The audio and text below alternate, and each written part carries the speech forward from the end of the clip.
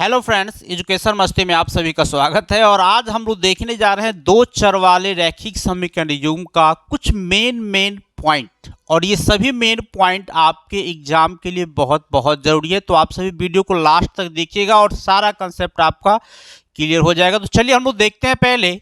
सबसे पहले मैं आपको बात करूं कि ये दो चर वाले रैखिक समीकरण में a1 plus b1y plus c1 is equal to 0 और a2x plus b2y plus c2 is equal to 0 होता है। ये मेन पॉइंट है इसका। और इस मेन पॉइंट में आपको ये देख लेना है क्या, ये थोड़ा सा देखिए। अब रही बात यहाँ पे a1 a2 की बात करें तो ये जो है मेरा x, ये आपको ध्यान रखना है कि x का गुणांक जो होता है मेरा, ये होता है मेरा a। और a टूट जाता है दो पार्ट में, एक टूटता है मेरा a1 और दूसरा टूटता है मेरा a2। a1 दिखा रहा है कि ये है मेरा x का गुणांक जो पहले समीकरण का, ये a2 दिखा रहा है कि ये भी x का गुणांक है लेकिन दूसरे समीकरण का है। ठीक है। फिर y का जो गुणांक होता है, तो y का जो गुणांक होगा इसको हम लोग बोलते हैं b। और b भी मेरा दो पार्ट में बटेगा, ये मेरा बटेगा एक b1 में और एक b2 में। b1 दिखा रहा है कि ये फर्स्ट समीकरण का है और b2 दिखा रहा है कि ये सेकंड समीकरण का है। और एक होता है अचर पद। अचर पद को हम लोग c से लिखते हैं और c भी दो पार्ट में टूटता है, एक टूटता है c1 में और एक टूटता है c2 में। यानी c1 कहने का मतलब पहले समीकरण का अचर पद और c2 कहने का मतलब दूसरे समीकरण का। ध्यान रखना है। और यहाँ पे जो मेरा कंडीशन बनता है, सबसे फर्स्ट कंडीशन बनता है कि a1 बट्टा a2 बराबर बराबर नहीं होगा b1 बट्टा b2। तो इसको हम लोग बोलते हैं अविरोधी। अविरोधी को दूसरा चीज में अगर बोले तो इसको हम लोग संगत भी बोलते हैं, इस चीज को ध्यान रखना है। यानी अविरोधी को हम लोग दूसरा नाम क्या देंगे, संगत। हलों की संख्या की बात करें तो हलों की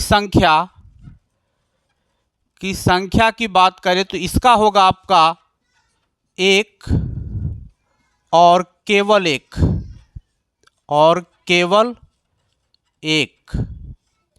यानी ये ध्यान रखना, एक ही इसका हलों की संख्या होगा। इसके ग्राफ की बात करें तो ग्राफ जो इसका बनेगा या आलेख जिसको आप कहते हैं, ग्राफ इसका बनता है प्रतिच्छेदी। ये भी आपको ध्यान रखना है। प्रतिच्छेदी बिंदुओं की संख्या कितनी होगी, तो एक होगी इसमें, ये ध्यान रखना है। पहला कंडीशन का ये मेन पॉइंट। दूसरे कंडीशन की बात करें तो a1 बट्टा a2 बराबर b1 बट्टा b2 बराबर c1 बट्टा c2। ऐसा होता है तो इसको हम लोग बोलते हैं आश्रित युग्म। क्या बोलेंगे, आश्रित युग्म, जिसको हम लोग दूसरे तौर पे संगत भी बोल सकते हैं। यानी ये कहने का मतलब कि संगत में आपका भाई मेरे दो पीस आ गया, एक अविरोधी भी आ गया और एक आश्रित भी आ गया। संगत में दो पीस आ गया। इसमें अगर हलों की संख्या की बात करें, तो इसका होता है हलों की संख्या मेरा अनगिनत। ये ध्यान रखना है, हलों की संख्या क्या होगा मेरा, अनगिनत। ग्राफ की बात करें, इसका ग्राफ जो बनेगा या आलेख जिसको आप कहते हैं, ये आपका बनेगा संपाती। संपाती कहने का मकसद कि एक ही लाइन पे दूसरा लाइन, प्रतिच्छेदी जैसे यहाँ पे, तो प्रतिच्छेदी कैसे बन जाएगा, तो जस्ट लाइक मैं ऐसे कर दूं, ऐसे कहीं ना कहीं एक बिंदु पे कटेगा। संपाती की बात करें तो एक ग्राफ ऐसे चलेगा तो दूसरा भी इसी पर चला जाएगा, तो इसको हम लोग संपाती बोलते हैं। ठीक है। और तीसरा में आ जाता है, और इसमें क्या और ध्यान रखना है, प्रतिच्छेदन बिंदुओं की संख्या भी इसमें अनगिनत हो जाएगा। और तीसरा पॉइंट जो आता है मेरा कि a1 बट्टा a2 बराबर b1 बट्टा b2 तो होगा लेकिन c1 बट्टा c2 के बराबर नहीं होगा। इसमें इसको हम लोग बोलते हैं अविरोधी युग्म। सॉरी, अविरोधी नहीं, इसको बोलते हैं हम लोग विरोधी युग्म। इसको बोलेंगे विरोधी युग्म, जिसको हम लोग असंगत भी बोलते हैं। ये ध्यान रखना है आपको, इसको क्या बोलेंगे, असंगत भी बोलते हैं। हलों की संख्या की इसमें बात करें हम, हलों की संख्या हलों की संख्या की बात करें तो इसमें हो जाता है आपका एक भी नहीं। और ग्राफ की बात करें तो ग्राफ इसका जो बन जाता है ये समांतर बनता है। समांतर कहने का मकसद कि एक लाइन ऐसे आएगा तो दूसरा ऐसे आ जाएगा, इस तरह से समांतर में चला जाएगा। तो ये आपका पूरे दो चर वाले रैखिक समीकरण का मेन पॉइंट है। और इस मेन पॉइंट में आपको चेक करके देख लेना है, चूंकि ऑब्जेक्टिव में बहुत सारा क्वेश्चन इसमें पूछा जाता है। आपको प्रॉब्लम हो तो एक छोटा सा मैं एग्जाम्पल देता हूँ, आप जरूर इस चीज़ को पूरा गौर से देखिएगा। जैसे एक छोटा सा इक्वेशन दे देते हैं हम। क्वेश्चन हमको पूछा जाता है कि 2x plus 3y is equal to 5 और 3x minus 2y is equal to 1। और क्वेश्चन में हमको एक छोटा सा कंडीशन डाल देगा कि यदि संभव हो तो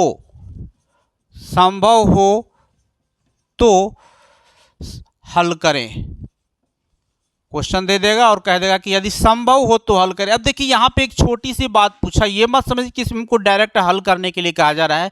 क्वेश्चन में कंडीशन डाल दिया क्या कि यदि संभव हो तो हल करें, नहीं तो नहीं करना है। तो संभव के लिए हमको क्या करना पड़ेगा, संभव के लिए हमको इसको चेक करना पड़ेगा। चेक कैसे करेंगे, तो चेक करने के लिए a1 बट्टा a2 चेक करेंगे। अभी तुरंत मैंने बताया a1 मतलब x का गुणांक जो मेरे पास यहाँ 2 है, तो 2 बटा a2 x का ही गुणांक लेकिन दूसरे समीकरण का जो 3 है। फिर अब हम लोग चेक करेंगे b1 बट्टा b2।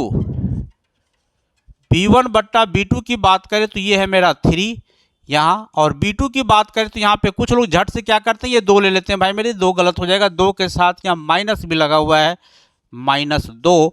अब आपने क्या देखा कि ये a1 बट्टा a2 और ये b1 बट्टा b2 इक्वल नहीं हुआ, यानी लिखेंगे चूंकि a1 बट्टा a2 is not equal to है b1 बट्टा b2, इसीलिए इसका हल किसको हम लोग क्या बोल देंगे, अविरोधी